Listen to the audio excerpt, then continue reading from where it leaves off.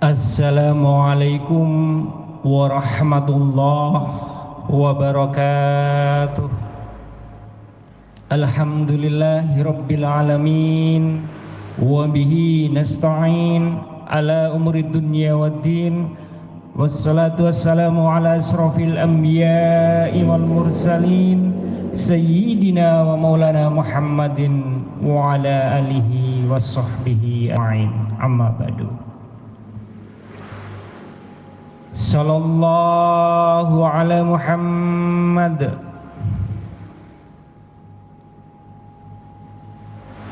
Dulur, salam budaya, salam leluhur.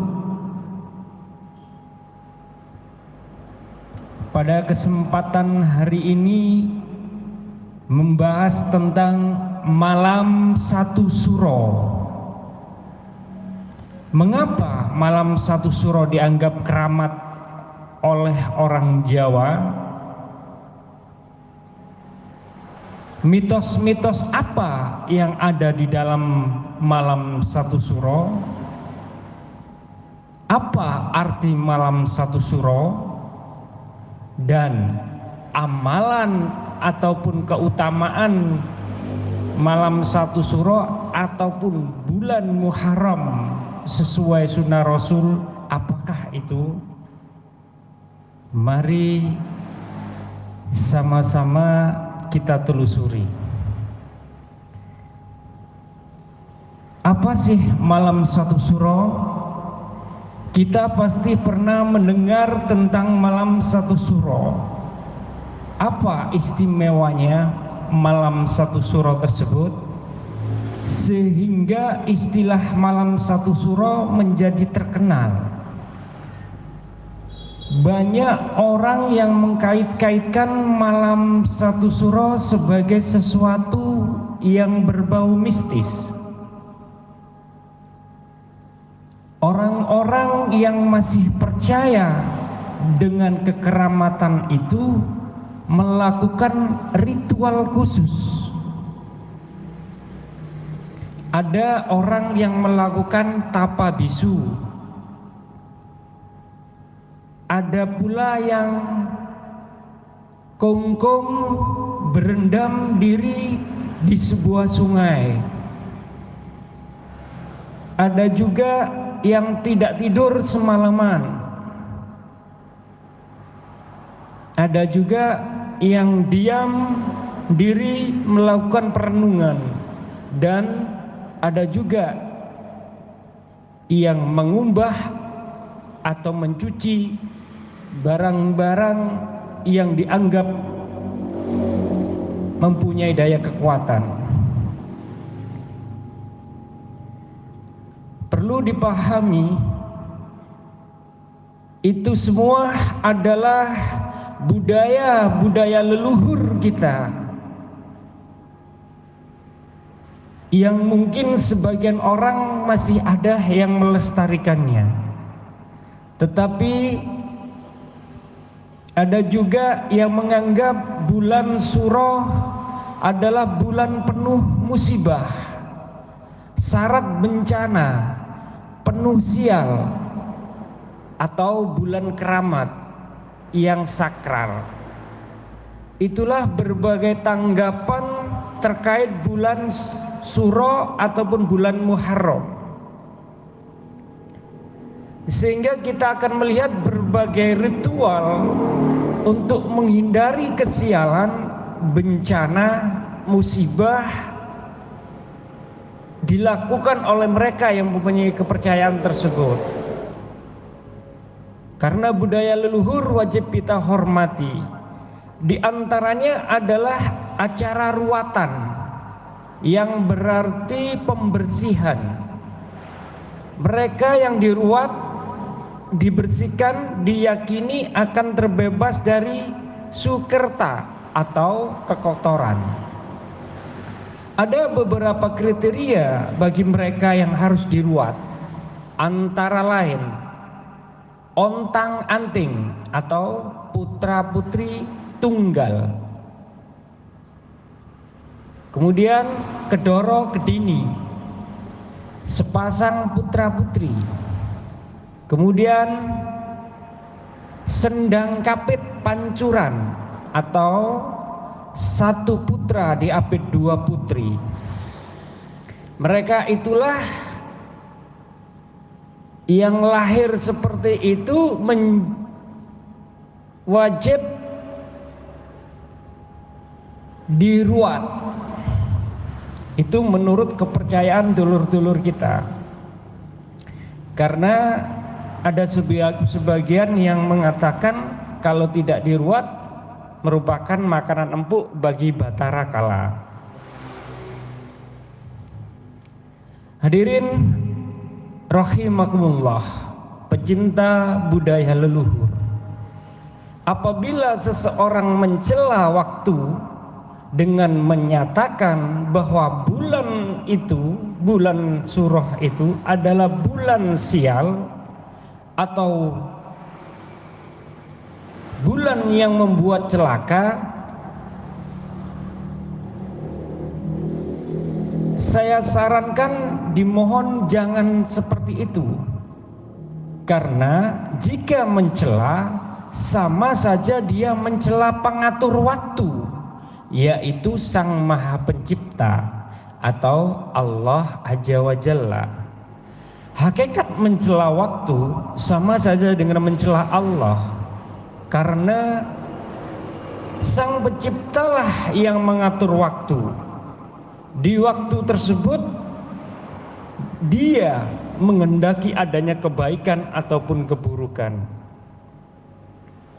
Maka waktu bukanlah pelaku, waktu tidak salah. Hadirin pencinta budaya, salam budaya, salam leluhur.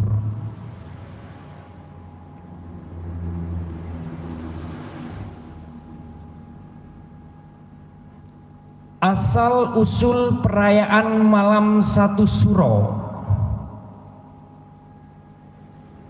diriwayatkan bermula pada masa kerajaan Mataram Islam dipimpin oleh Sultan Agung Hanyokro Kusumo pada era 1613-an. Pada saat itu Sultan ingin menyatukan dua kubu masyarakat Jawa yang terpecah karena berbeda keyakinan, yakni antara kepercayaan kejawen dengan kepercayaan Islam.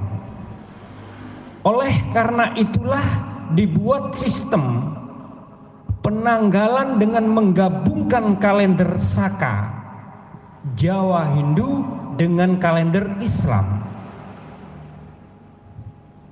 Mengapa malam satu suro dianggap keramat oleh leluhur kita dulu?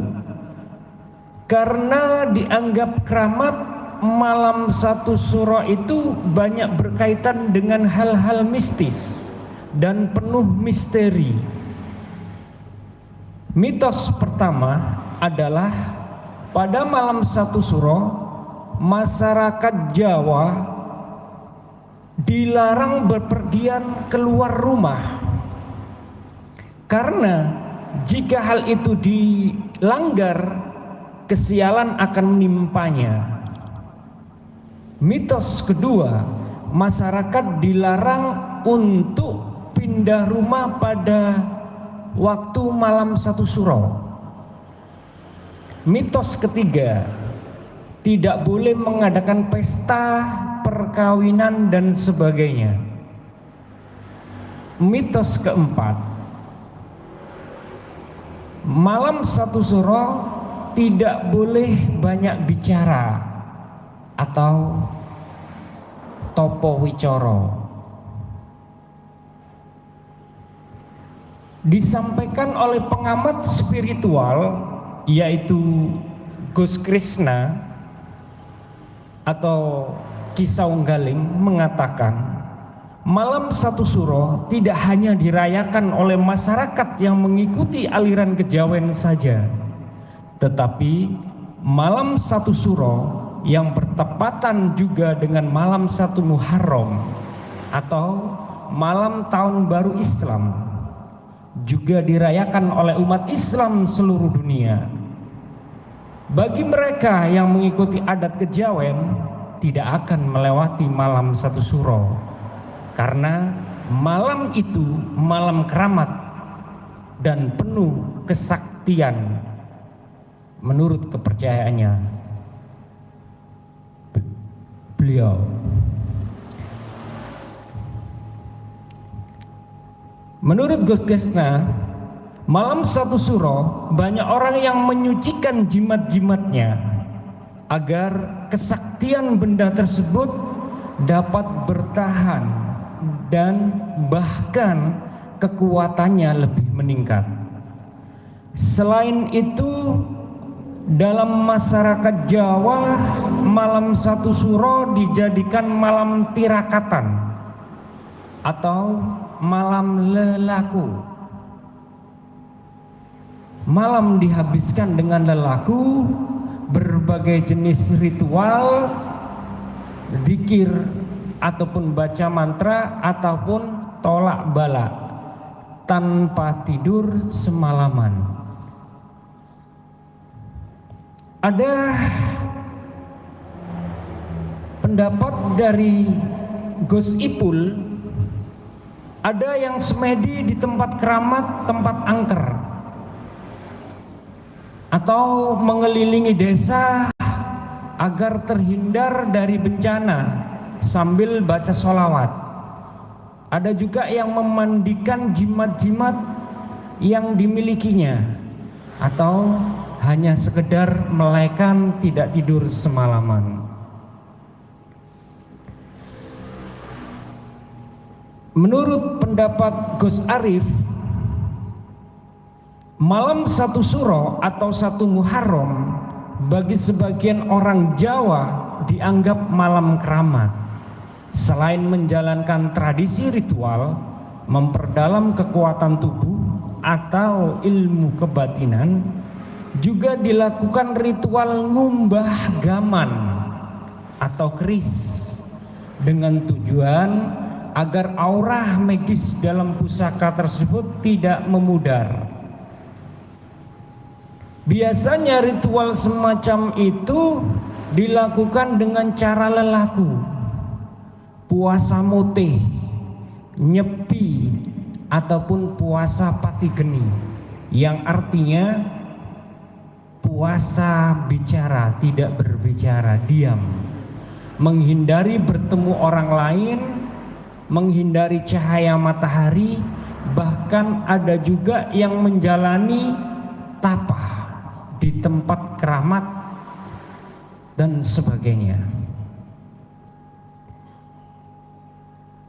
Sedangkan pendapat oleh Ki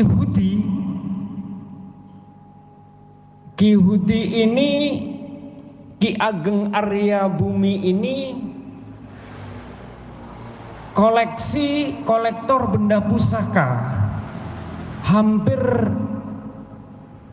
400 pusaka yang ada di rumah beliau.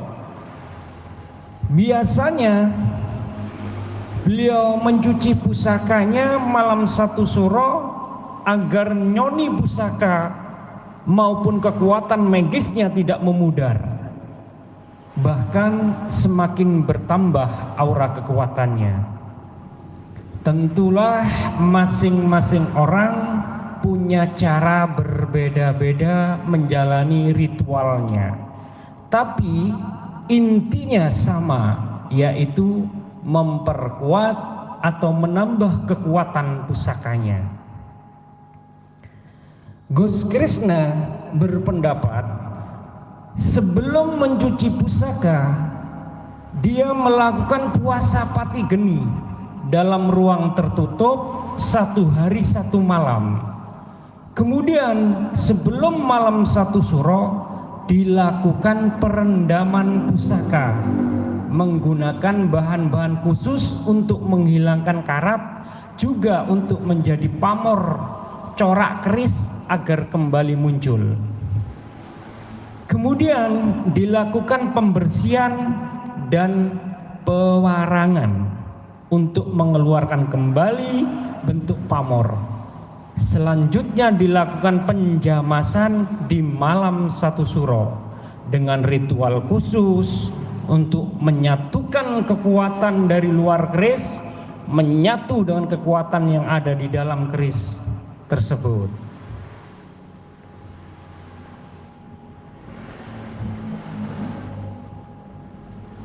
Menurut Abu Bakr, Nabi Muhammad SAW bersabda, setahun berputar sebagaimana keadaan sejak Allah menciptakan langit dan bumi, artinya dalam satu tahun ada 12 bulan, di antara ada 4 bulan haram yaitu suci. Bulan tersebut adalah Dzulqa'dah, Dzulhijjah dan Muharram.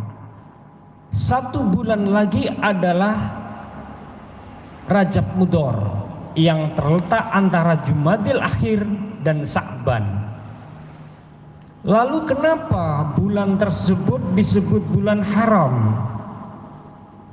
Menurut Al-Qadi Abu Ya'la ada 2 makna bulan haram. Pertama, bulan tersebut diharamkan berbagai pembunuhan, dilarang. Kedua, adanya larangan berbuat buruk, ditekankan karena bulan suro tersebut lebih baik daripada bulan lainnya.